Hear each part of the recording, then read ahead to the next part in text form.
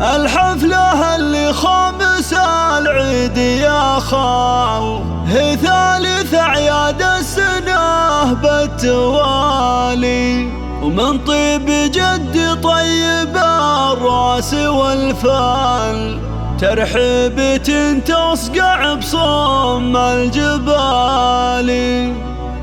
حصريا الحفلة اللي خامس العيد يا خال، هي ثالث أعياد السنة بالتوالي، نصيب جد طيب الراس والفال، ترحيبة تصقع بصم الجبال.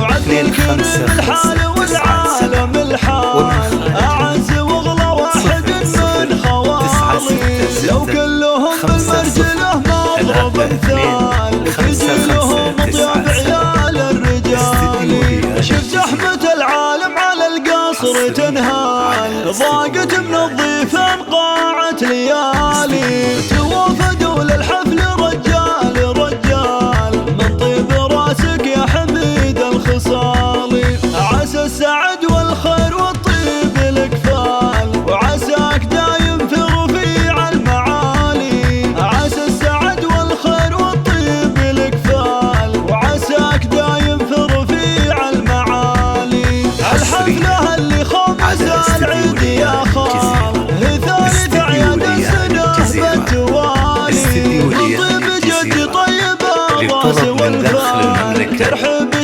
تصقع بصم الجبال.